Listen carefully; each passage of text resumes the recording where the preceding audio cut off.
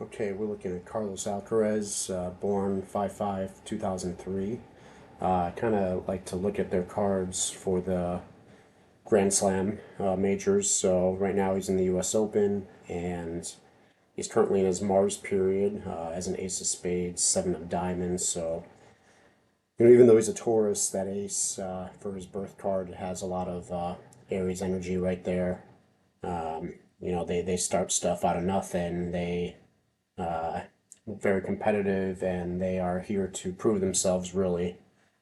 So for him, that's in his work, that's in his health, his life. That's what spades rules. And the seven of diamonds is a card that could be a millionaire's card when you're in Jupiter, but it also requires you to detach and have a positive relationship with money. So we look at that as well for him. We'll look at the spread.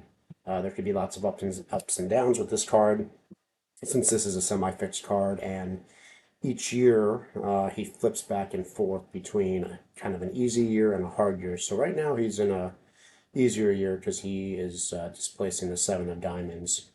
So he's in his Mars period.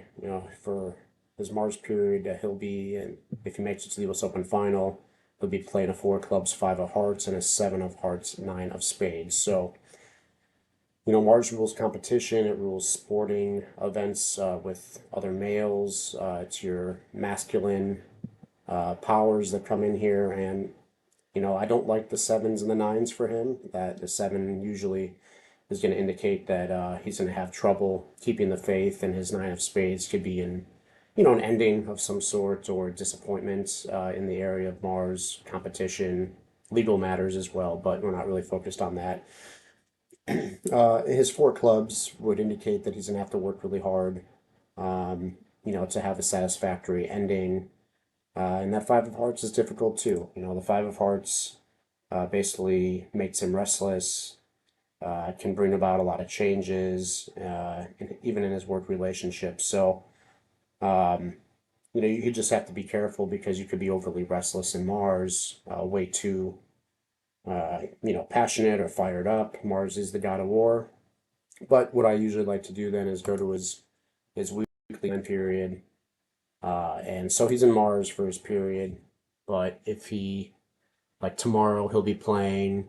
He's playing a nine of diamonds, four of clubs in Mars with the king of diamonds, two of spades. That should look okay for him.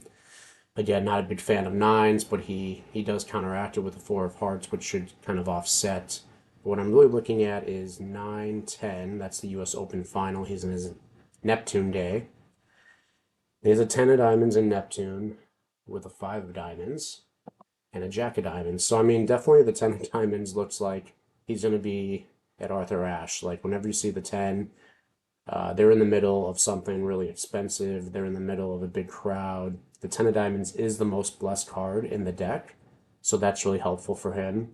And it's paired up with the five of diamonds, which could be like, you know, travel, travel over water, really, which is true for him. He's in the U.S. He's not from the U.S., so um, he may be thinking about this a lot. It's one of his hopes and dreams for the year for sure to be successful, like on this business trip.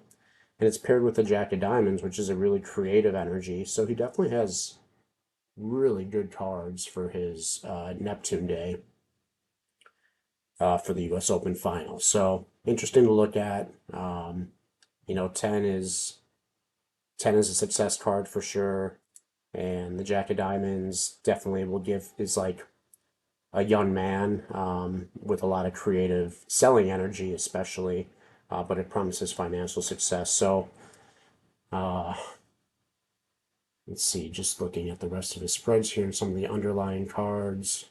He has two fives underneath that 10, a queen of clubs underneath that five of diamonds.